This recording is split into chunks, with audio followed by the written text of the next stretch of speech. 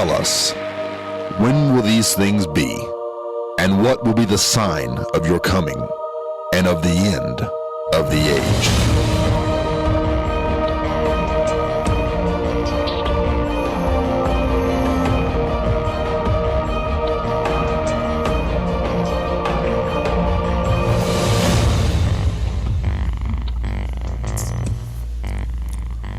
For today's prophecy update, the drums of war are beating in the Middle East. Now this may appear to be nothing new, since conflict seems to be the rule rather than the exception. However, this time may be different. The present situation began with the outbreak of the Arab Spring in 2010. Demonstration broke out in Tunisia, then in Egypt. They even touched Bahrain, Saudi Arabia, and Syria. Of course, we've had 5 million or more refugees as a result of this Arab Spring. Now, for a while, it appeared that the wave of uprisings was merely desire for freedom from the long-established dictatorships. But now the truth is coming out. We find ourselves facing a very dangerous battle between Sunnis and Shias. The flashpoint was when the Saudis beheaded a prominent, influential Shia cleric, Mir al-Nimr. Iran retaliated by burning the Saudi Arabian embassy in Iran. Then, over the weekend, Saudi Arabia, Bahrain, Sudan, and Djibouti broke off diplomatic relations with Iran. It appears that the Middle East could be facing a full war between Sunni Muslims and Shia Muslims. The sobering thing is that the Bible prophesies a massive, unprecedented war will soon begin out of this part of the world. We could be witnessing the beginning of that war at this present time. Well, by now all of you know I'm speaking of the conflict between Sunni Muslims and Shia Muslims. The irony is most people still don't understand the difference between Sunni and Shia. Let me say at the beginning that the Sunni Muslims are the majority. They have about 85% of the Islamic world. Now you have to realize the Islamic world is massive, 1.6 billion, around 1/4 of the world's population claims to be Muslim. 85 to 90% of those people are Sunni Muslims. Somewhere between 10 and 15% are Shia Muslims. However, in the Middle East, Iran is Shia, 60% of Iraq is Shia, and also the Alawite kingdom of Bashar al-Assad in Syria is Shia. Consequently, Iran sits right in the middle of the Middle East, and then Barack Obama has added to all of this complexity by this treaty that he insisted on concluding with Iran, while at the same time pulling away from Saudi Arabia, pulling away from Bahrain and the other empires there in the Middle East. So there's a huge shift taking place. And at the same time, President Obama's pulled away from Israel. Well, Israel is a mortal enemy with Iran because Iran sponsors all of the terrorist organizations such as Hezbollah, Hamas, and has vowed to destroy the nation of Israel. And yet the United States is making common cause with Iran, this Shia Muslim nation that is vowing to destroy the nation of Israel. So it leaves us all wondering what is going on. Let me take a moment to explain the difference between Sunni and Shia, because I've wrestled with it for quite a while. I decided to get to the bottom of it. Actually, it's a question of leadership. The division between Shia and Sunni dates back to the death of the prophet Muhammad way back in the 7th century, and the question of who was to take over the leadership of the Muslim nation. Now, the word Sunni in Arabic comes from a word meaning one who follows the traditions of the prophet. I think the word Sunni really means traditions. Sunni Muslims agree with the position taken by many of the prophet's companions at the time that the new leader should be elected from among those capable of the job. This is what was done, and the Prophet Muhammad's close friend and advisor, Abu Bakr, became the first caliph of the Islamic nation. So he succeeded Muhammad when he died. However, not everyone agreed. On the other hand, some Muslims believe that leadership should have stayed within the Prophet's own family, among those specifically appointed by him or among imams appointed by God himself. So it wasn't a matter of choosing someone the most capable. They put a lot of stock in the lineage of Muhammad himself. Now, the Shia Muslims believe that following the Prophet Muhammad's death, leadership should have passed directly to his cousin and also son-in-law. I don't know exactly how that happened, but nevertheless, the name was Ali bin Abu Talib. Throughout history, Shia Muslims have not recognized the authority of elected Muslim leaders, choosing instead to follow a line of imams which they believe have been appointed by the Prophet Muhammad or God himself. The word Shia in Arabic means a group or supportive party of people. The commonly known term is shortened from the historical Shia to Ali, or the party of Ali. They are also known as the followers of al-Bayt, or people of the household of the Prophet. So just to break this down and make it very clear, we're talking about one group, the Sunnis, believe they should elect the most ability person, whereas the Shias believe that whoever presides over the Islamic nation must be in the lineage of Muhammad. That's the reason that the Husseinis that rule in Jordan, many people believe they should occupy a position of power because they claim they can trace their lineage all the way back to Muhammad himself. Okay, so who are the Sunnis? The great majority of the world are Sunni. Like I mentioned earlier, 85 to 90% of the Islamic world. And then who are the Shias? The Shias are about 10%. And there are three main branches of Shia Islam today. The Zaydis, Ismailis, and the Ithna Ash'aris. They're also known, that last group, the Ithna Ash'aris, is known as the Twelvers or the Imamis. The Ithna Ash'aris are the largest group and believe that Muhammad's religious leadership, spiritual authority, and divine guidance were passed on to 12 of his descendants, beginning with Ali, who immediately took over after Muhammad died, and then after him, Hassan and Hussein. The numbering on down, there have been a total of 12 imams so far. The 12th imam, Muhammad al-Mahdi, is said to have disappeared from a cave below a mosque in 878 AD.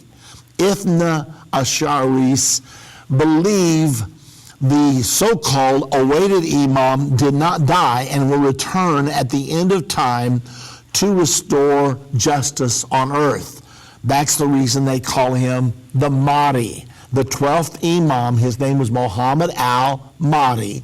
And so today, the Shia Muslims are looking for the Mahdi, or the 12th imam. They claim he disappeared, but he didn't die, that he's alive somewhere and has been since 878 AD, that he will reappear at the time of the final battle, which they believe is getting ready to take place within the next year or two, could happen any time. They believe the battle will take place in Dabiq, Syria, just outside of Aleppo, Syria. And oh, by the way, ISIS does control Dabiq, Syria to this very day. They are anticipating the war will be joined, and that even though they may appear to lose the war, that the Mahdi will come and intervene at the last moment. They also believe when the Mahdi comes that Jesus will come with them. They do believe in the second coming of Jesus. They do not believe that Jesus was God, and they also do not believe that Jesus died on the cross. They believe that's all a fabrication, that none of it happened. They also cannot believe that Jesus is God, because they believe if you say Jesus was God, that means you're believing in more than one God. Now, they just simply don't understand. There's not more than one God. There's one God, and his name is Jesus. The fullness of the Godhead dwells in Jesus. So consequently, they cannot believe, since they are so adamant that there is one and only one God, they cannot believe that Jesus was God, so they deny that. Nevertheless, they say that when the Mahdi comes back, Jesus will come with him, take a cross and break it to show the world that the message of the cross is a false message. It was made up. And he will then convert all the Christians of the world to Islam. Islam will take over the world and rule the world from that point forward. So all of this, believe it or not, is a belief system that is powerful, and it controls 1/4 of mankind. When you put all these between what the Sunnis believe and the Shia believe, there's one thing they hold in common. They all believe that Islam is ultimately destined to gain control over the entire world.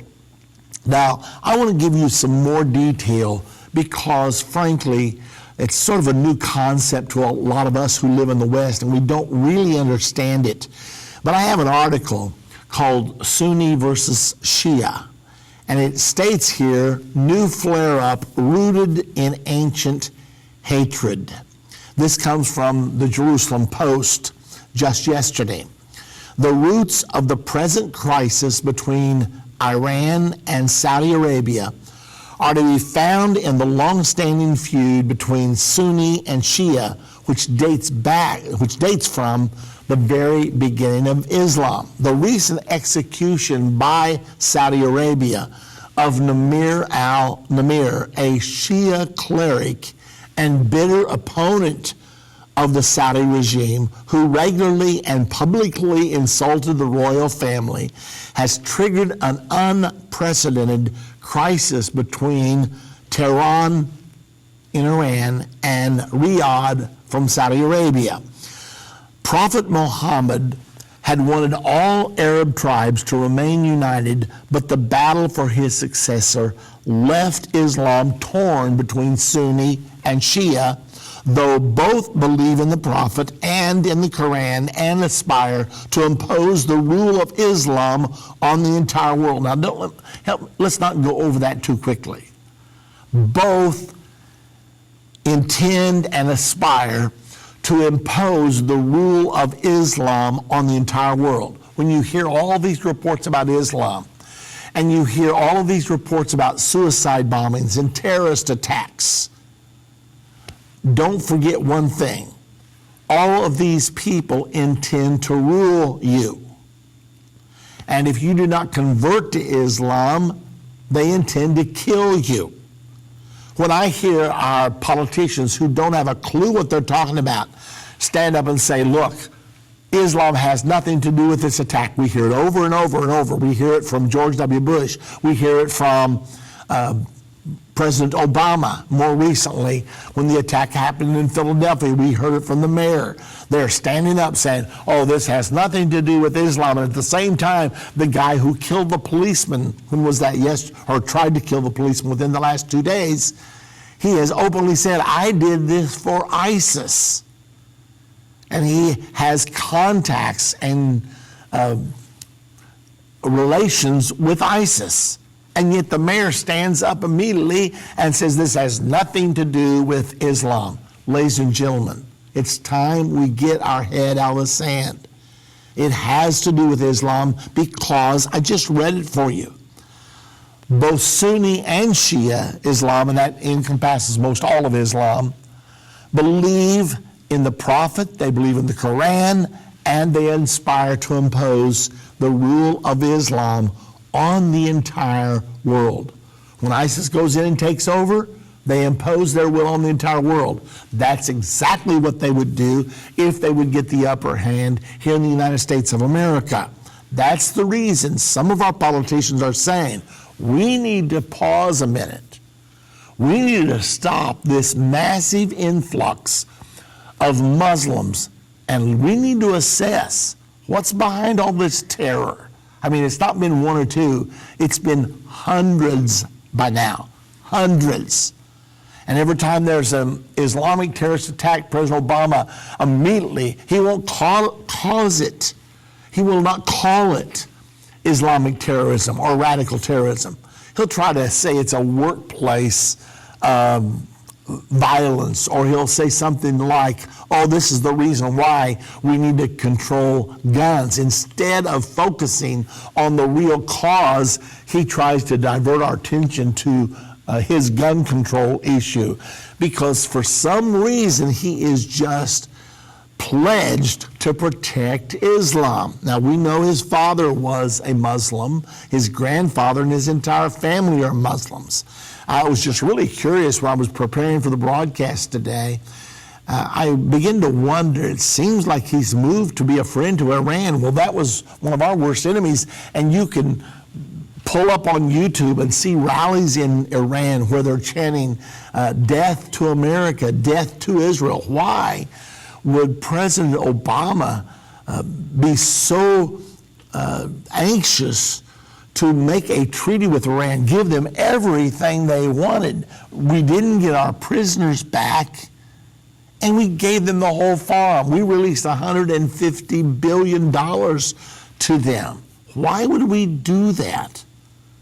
Well, according to some things I read, and I'm still doing my research, but some of the articles that I read say that President Obama's father and his family are part of the Shia sector of Islam, and Iran is the center of Shia Islam. Saudi Arabia is the center of Sunni Islam, and that's the reason they are locked in such bitter battle today, because they are actually fighting for the soul of Islam. Now, ladies and gentlemen, you can say, why do I need to know all this? Because your Bible prophesies the greatest war the world has ever known, and Islam is going to be one of the principal participants. The Bible specifically says this war will start from the Euphrates River, and every inch of the Euphrates River is controlled by Islam. Euphrates starts in Turkey, down through Syria, down through Iraq, empties into the Persian Gulf along the Iranian border. So there are 4 nations that control the Euphrates. The prophecy specifically says this war will begin from the area of the Euphrates River. That's where all the conflict is happening right now. So are we moving into this war? Now, just to make sure you understand the importance, this war is going to kill 1/3 of mankind. There are 7 billion people on this earth. 2.4 billion of them will die in this war. 1/3 of the human race. We've had World War I with 8.2 million dead, World War II with 52 million dead. Revelation 9, verse 13 through 15 specifically says 1/3 of mankind is going to be destroyed. That's the reason I'm so concerned, and I talk about it so much. And I'm asking the question, are we watching with the breaking of diplomatic relations between Saudi Arabia and Iran, between Bahrain and Iran, between Sudan and Iran, between Djibouti and Iran, and other nations are now lining up to break diplomatic relations. So you now have Saudi Arabia, the leader in this action, against Iran, the main opposer to Saudi Arabia. So you have the center of Shia Islam against Sunni Islam. Now, to show you how bitter enemies they are, Saddam Hussein, when he was over Iraq, he was Sunni. And Sunni was about 40% of the population of Iraq, but they're the ones that had the power, even though they had 60% of their population that was Shia.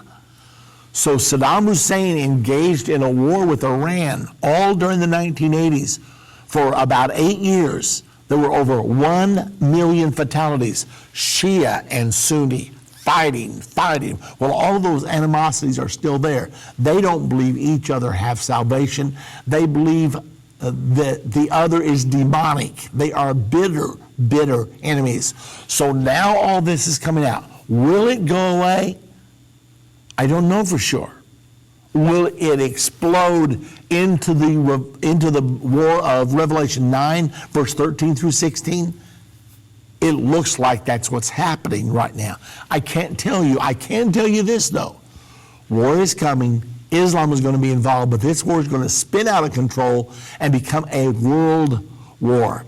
Now, here's the latest news that's coming to us. The defense minister of Saudi Arabia just went to Pakistan to visit.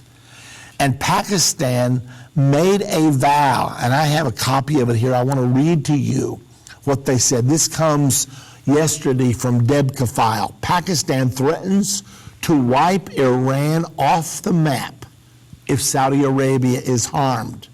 In Pakistan's first transparent nuclear threat to Iran, its Chief of Army Staff, General Rahil Sharif, vowed Sunday to wipe Iran off the face of the earth if any harm came to Saudi Arabia. He gave this pledge to Saudi Deputy Crown Prince and Defense Minister Mohammed bin Salman, who was on a visit to a military base in Rawalpindi there in Pakistan.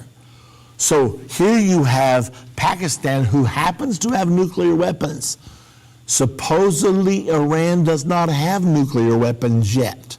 So we have Pakistan saying, you touch our friend Saudi and we'll wipe you off the map. Now, a little history. Several years ago, when Pakistan wanted to acquire nuclear weapons because India had acquired nuclear weapons, and Pakistan was a bitter enemy of India, Pakistan wanting to acquire the nuclear weapons did not have the finances to do it.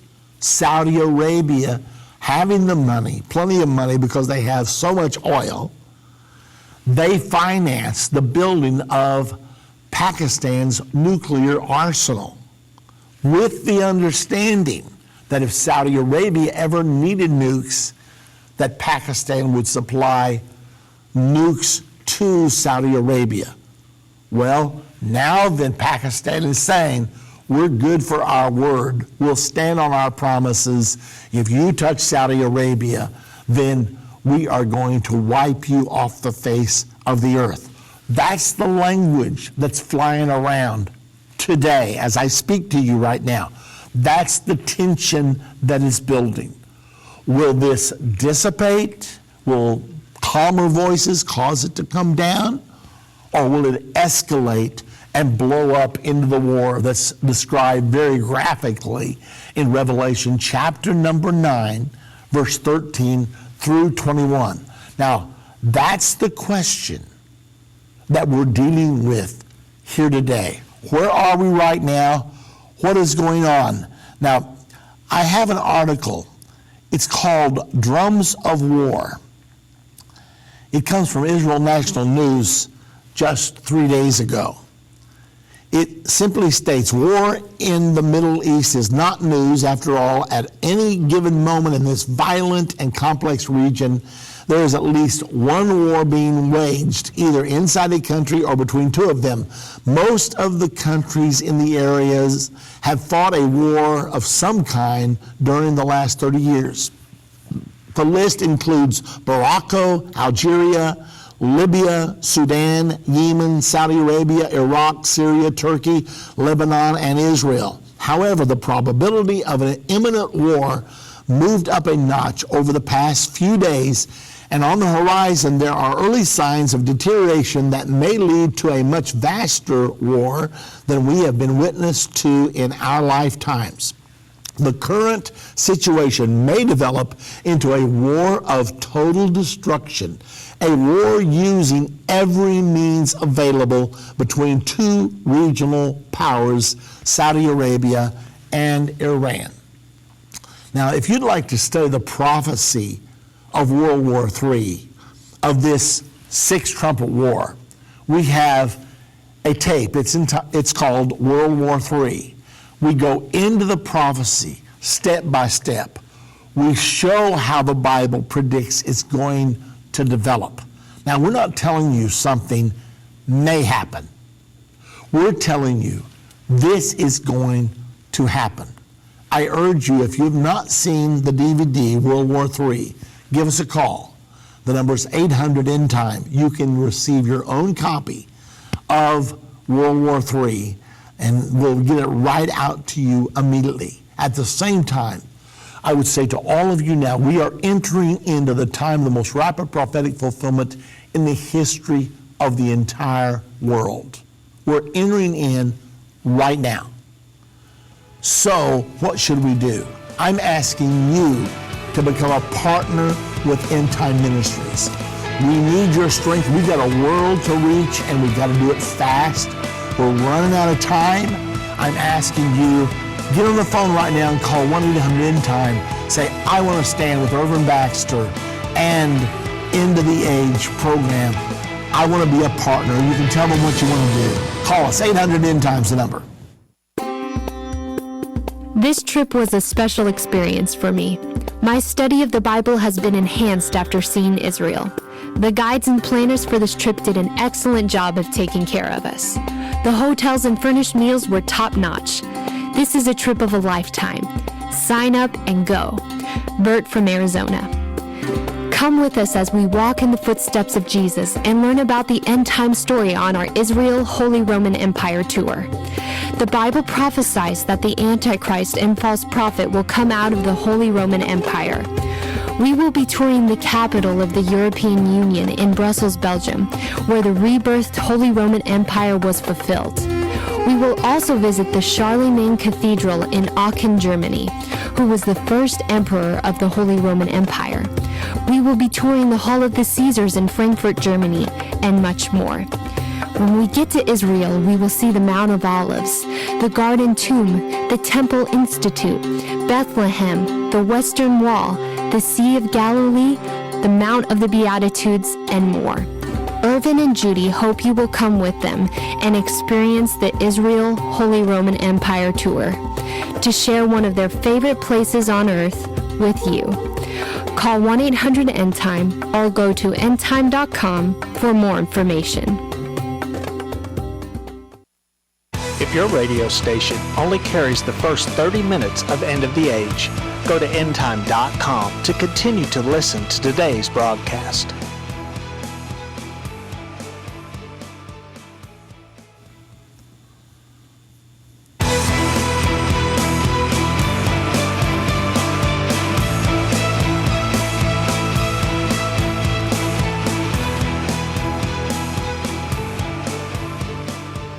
We will be taking your calls in this part of the program as quickly as we can arrange it. We're having a few technical difficulties here today, but as quickly as we can arrange it, we will start taking your calls. This is an important time. It could be a pivotal week. I hope not. Because when this war begins in all of its fury, it is going to be horrific. As a matter of fact, vocabulary fails me to really describe to you the way everything's going to come down. I just mentioned this article, The Drums of War, that was published just 3 days ago in Israel National News. They understand that we may well be going into a clash between Saudi Arabia and Iran. Saudi Arabia knows that Barack Obama has sold them out, and he has pitched his lot with Iran, and Iran wants to dominate the Middle East. Iran, as a result of the Arab Spring, now has forces in Lebanon, immediately north of Israel. Those forces are fighting under the banner of Hezbollah. They now have their own troops, along with Russian troops, in Syria, which is just northeast of Israel. Now then, they have many troops in Iraq because they are there fighting against ISIS in Iraq with American air support. And then, of course, they control their own nation of Iran. Now then, the Houthis are in Yemen fighting to take over Yemen, and the Houthis are an arm of Iran and the Shias. So they've surrounded Saudi Arabia. Saudi Arabia is very uncomfortable. And all of this, while Iran's been making these moves, President Obama signed this treaty with them and is supporting them and claiming that this is the way that we should go. That's the reason Saudi Arabia is in a state of panic now. Saudi Arabia is the place where Mecca is and Medina is. These are the two holiest sites in Islam. Both Shia and Sunnis believe that they should, once in their lifetime, that every Muslim should make the trek to Mecca. And they do. You've seen the pictures of millions of people going there to the shrine there in Mecca where Islam was born. So many people really covet to control this, and of course the Shias would love to take over Saudi Arabia. But now then, Saudi Arabia has played the nuclear card by sending their defense minister this weekend to Pakistan, and Pakistan has responded to that friendship by serving Iran the notice: if you touch Saudi Arabia, we will wipe you off the map. Now that's the kind of language that none of us want to hear, but it's the language of nuclear war. So it's a precarious time. Is this war coming? Yes. Yes, nothing is going to stop it. Now I want to make sure I say that to you. Will it involve the powers of the world? At least some of them. You have to have a lot of nuclear weaponry to wipe out 1/3 of the human race. And that's what the Bible predicts is going to happen. Who will it involve? I think the United States is going to be involved. We're involved in everything over there. Furthermore, we have the nuclear firepower to wreak this level of havoc. So I think the United States is going to be involved. I wouldn't be surprised but what China would be involved. You probably know by now there's a lot of tension between China and the United States, especially over the present financial crisis, because most people say that the 21st century will be the Chinese century, that America is in decline and China is rising. China's economy is going up, up, up. America's economy, not so much. And so it's believed that China will be the dominant force in the 21st century. America does not want that to happen, so we're making moves to block it. China wants to replace the dollar as the world's reserve currency with its own currency. America cannot allow that to happen because that would bring America down really quick. If all of our dollars came home, we would have inflation like there's never been before. We would go to war before we allowed that to happen. Now, these are all factors that are out there playing into it right now. Now, we've got a temporary fix for our technology here, and I'm able to take your calls now. I want to get to that right now. Now, there's one more thing that's interesting. It has just come out that President Obama has quietly been campaigning to become the next Secretary General of the United Nations. The present Secretary General, Ban Ki-moon, He ends his term in December of this year, at the same time that the presidential term of Barack Obama expires. He apparently is talking to Democrats, Republicans, and foreign leaders about the possibility of him becoming the next Secretary General of the United Nations. The news is now out that Benjamin Netanyahu has said, we've had 8 years of Barack Obama, we certainly don't need any more of him. And he's leading the campaign against Barack Obama. So that's where we are right now. What will happen? Is there a chance President Obama will become the Secretary General of the United Nations as soon as he leaves power in the United States of America? I don't know whether that's going to happen or not. I'm just simply telling you there's a whole lot of shaking going on right now. I want to get to the phones now. Let's go right now to Don. Don is calling from Florida. Hello, Don. How you doing, Irvin? I'm doing wonderful, thank you. My volume went down a little bit. I wanted to ask you your opinion and point out something that I found interesting. But Revelation 6:2 talks about a rider on a white horse with a bow and a crown, right? Yes.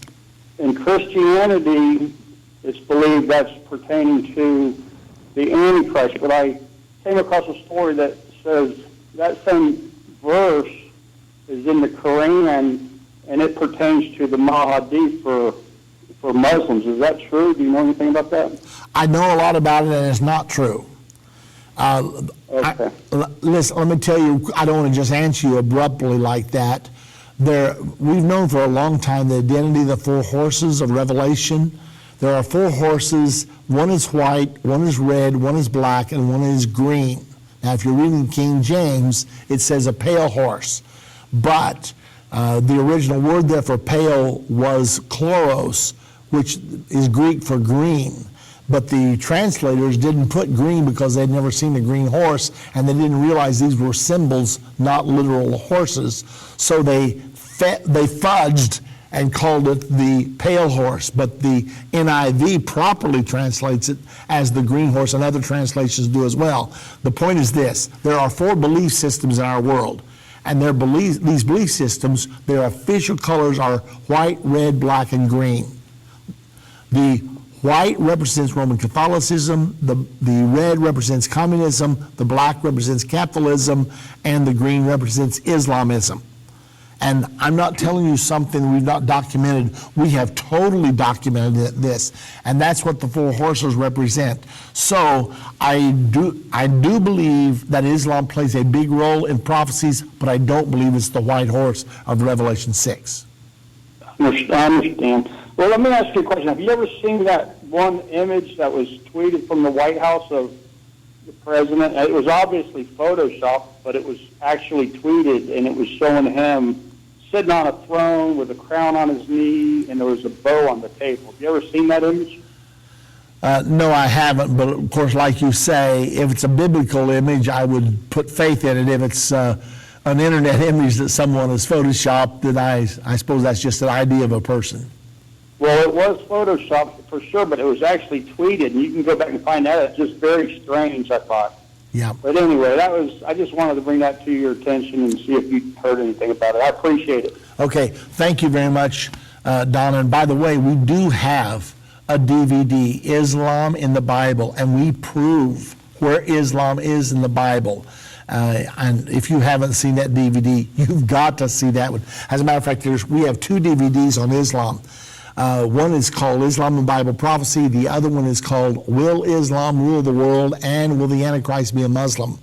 A lot of people believe the Antichrist is going to be a Muslim, that Islam is going to rule the world. We give a biblical answer as to whether that's true or not and what's going to happen. If you'd like to have those resources, the number to call is 1-800-ENDTIME, or you can order them at endtime.com. Let me tell you one more time, and that is Islam and Bible Prophecy and Will Islam Rule the World. You need both of them. They're both so critical in their own right, but the one, Will Islam Rule the World, there's a scene in there that will just shock you. Because in the middle of one of the demonstrations in Tahrir Square in downtown Cairo back in 2011, all of a sudden, a green horse comes riding across and then vanishes. So help me. You've got to see it. So give us a call. The number to call, 1-800-ENDTIME. One more time to remind you what to ask for. Islam and Bible prophecy, number one. Number two, will Islam rule the world? You need both of those tapes. They will really give you an education. Well, let's go to our friend in Germany right now, Amin. Hello, Amin. Hello, welcome. Mr. Baxter. Yes, I'm very happy to, as ever, to speak with you and ask you some questions. And yes, by the way, really, it's so fantastic as ever to hear your broadcast. And I start to ask you my question. Okay. Maybe before I start, did you, by the way, know that in Iran, many Muslim preachers say this, and I have seen so many videos that there is really the biggest movement, the biggest Christian, but I have forgotten the word. How you say this in English? So many people, they repent to Jesus Christ in Iran. It's so nice, and revival. There's the biggest revival, very big revival, very big wonders, and it seems really that Jesus Christ. We're getting close to a break. I mean, give me your question real quick. Yes. The question is Revelation chapter 6, verse 8. I read, and power was given unto them over the fourth part of the earth to kill with sword and with hunger and with death and with the beasts of the earth. My question is, what is meaning here with the beasts of the earth that, yes, power is given? Thank you, Amin. Thank you very much, and I hang up. Bye-bye. Okay, thank you. Another translation says, with the bestial men of the earth. It actually says, instead of saying the beasts of the earth, it says the bestial men of the earth. And when I watched the ISIS put that Jordanian pilot in a cage, douse him with gasoline, and set it on fire, video it and broadcast it to the world, I thought, that is a bestial act. Other things that they've done, slitting people's throats, putting their heads on fence posts, they're acting like beasts. I think that certainly fulfills that prophecy with Islam as it is today. You're listening to End of the Age, and we'll be back in just a moment. Who would have thought it, that the Berlin Wall is right there in the prophecies of the Bible? I'm holding here a chunk of the Berlin Wall. A friend of mine was in Berlin the night that the wall fell, November 9, 1989. He cut a piece of the wall for himself, twice this large.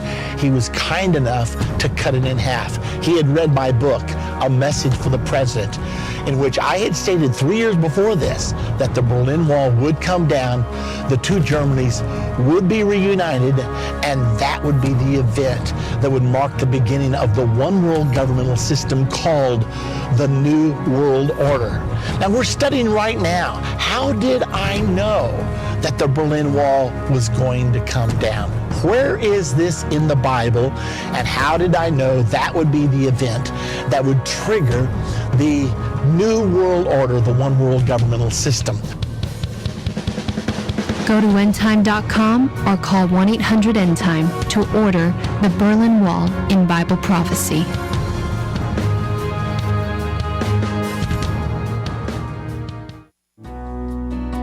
Jesus said this gospel of the kingdom will be preached in all of the world as a witness to all nations, and then the end will come. This scripture continues to inspire us as we share the Understanding the End Time series with the world. But at one point we faced a problem. Much of the world doesn't speak English. That's why we produced the Understanding the End Time series in the 8 major languages of the world: English, Spanish, French, Italian, Hebrew, Arabic, Chinese, and Russian. Many of you out there helped us make this translation project a reality, and we thank you with all our hearts, because now we can truly be a part of preaching the gospel of the kingdom to all the world. If there is someone in your life that speaks one of these languages and needs to hear the End Time message, get them the Understanding the End Time series, and you too can be a part of preaching the gospel of the kingdom to this world.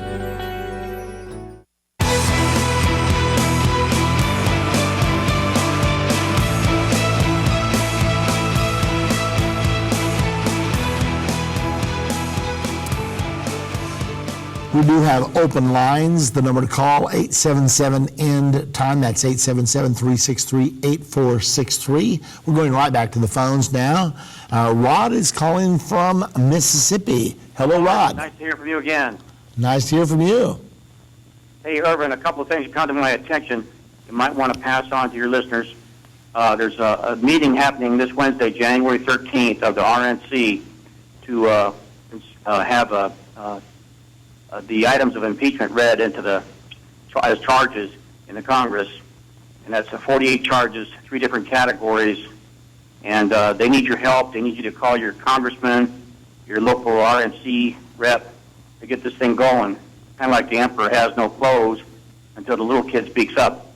So anyway, we need people to call your congressman to get this rolling. Also, another one is the Constitutional Convention called by Texas Governor Abbott. He needs 2/3 of the states to agree with him, and then they can remove Obama without impeachment process and also get rid of homosexual marriage. Anyway, you need to call your governors about supporting the Constitutional Convention and Texas Governor Abbott, and also to support the RNC meeting on their 48 charges of impeachment to be introduced in the Congress.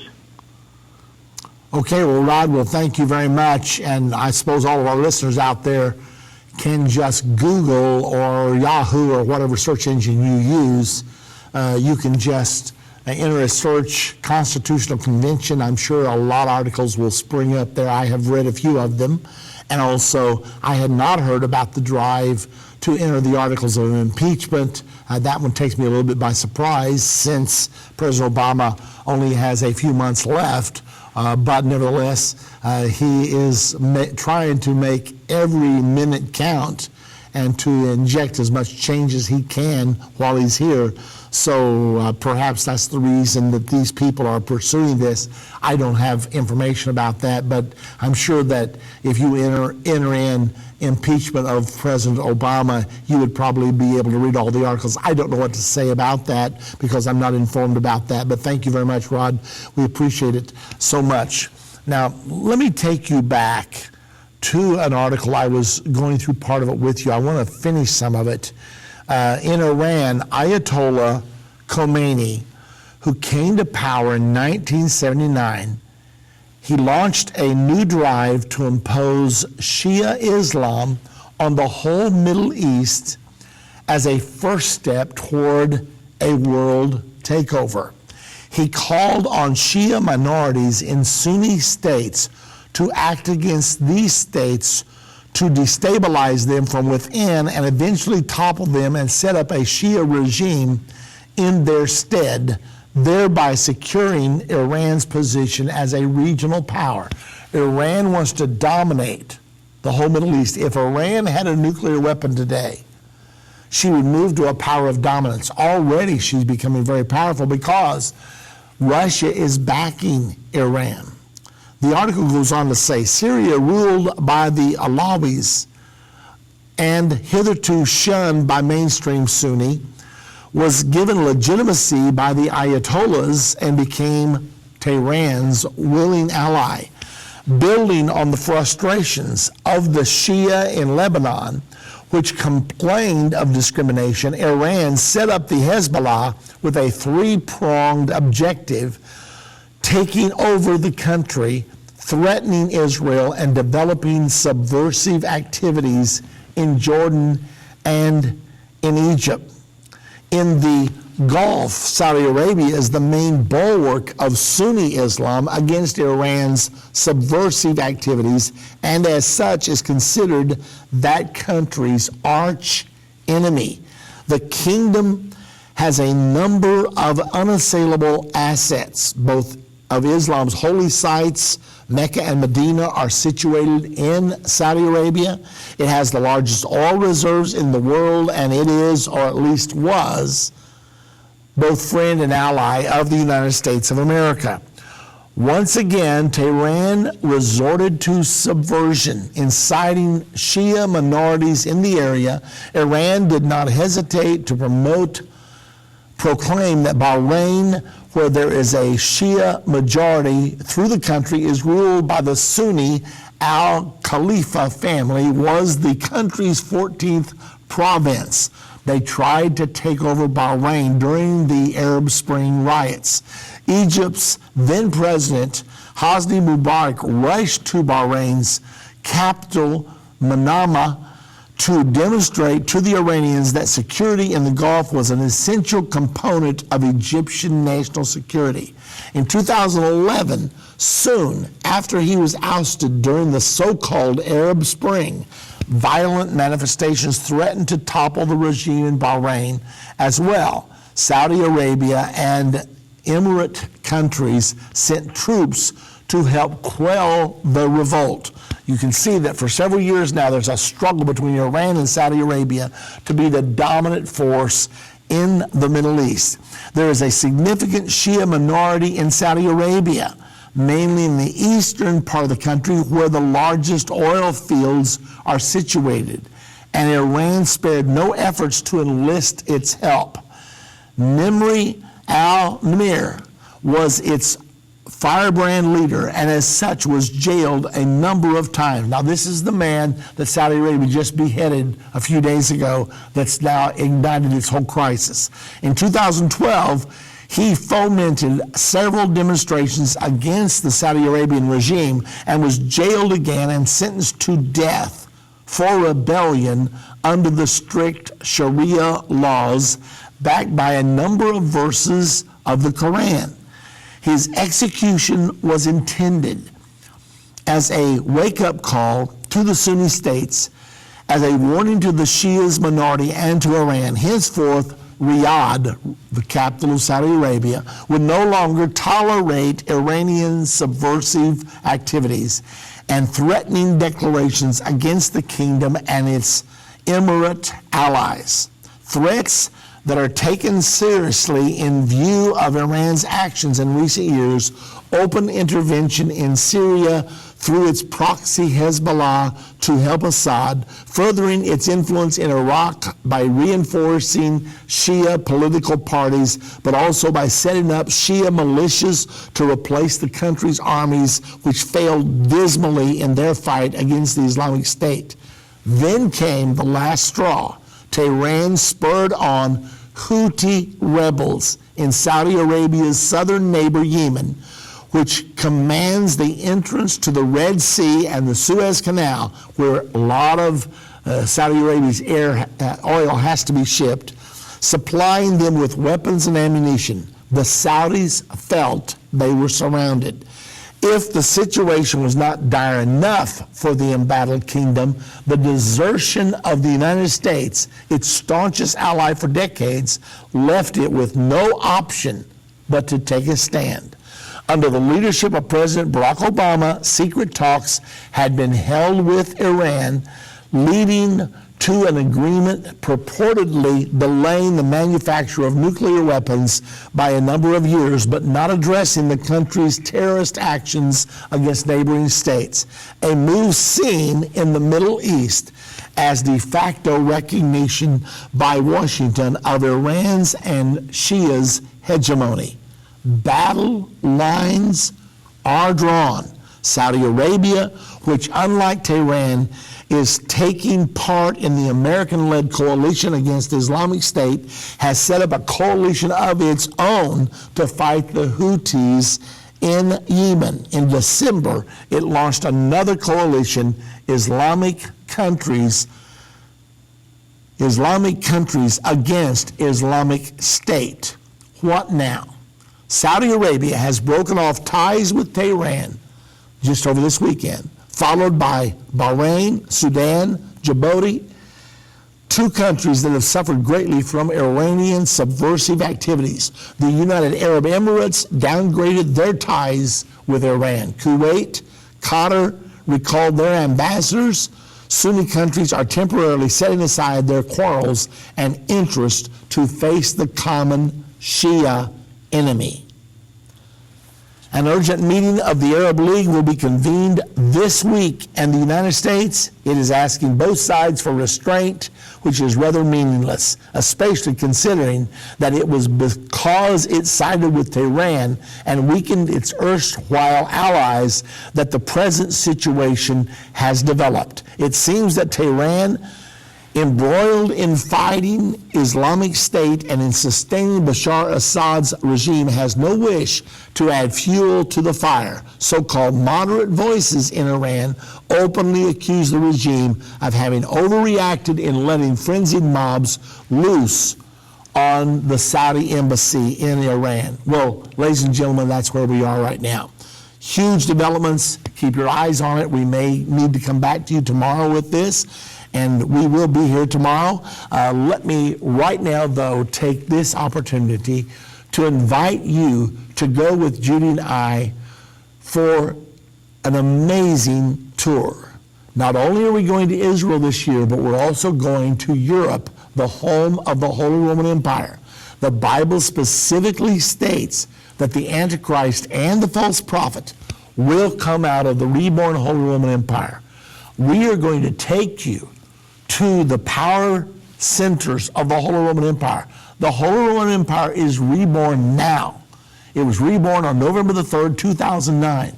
You're going to go into the cathedral built by Charlemagne, the father of the Holy Roman Empire. He's buried inside that cathedral. The cathedral was built in 800 AD, the same year that Pope Leo III put the crown on the head of Charlemagne, saying, "I now crown you Emperor of the Holy Roman Empire." You're also going to go to Brussels, Belgium, which is now the headquarters, the capital city of the European Union, which is the Holy Roman Empire reborn. We're going to be taking you to Frankfurt, Germany, to the Hall of the Kaisers. The German word Kaiser is the same word as the word Caesar. You will see a picture of all of the Kaisers, the Caesars of the Holy Roman Empire from Charlemagne in 800 AD until this day. You'll see them in the hall. It's an impressive sight. And then we're going to take you to the best preserved concentration camp in Europe. We will be touring there. You're going to go to the building that you must go to apply for membership in the Holy Roman Empire and the European Union. It's called the Charlemagne Building. Wouldn't you know it? Anyway, if you're interested in going with Judy and I, pick up the phone and call us. The number to call is 1-800-END-TIME, 1-800-363-8463. Ask to speak to someone about the tour. We'd love for you to go with us. It starts March the 24th of this year. See you tomorrow.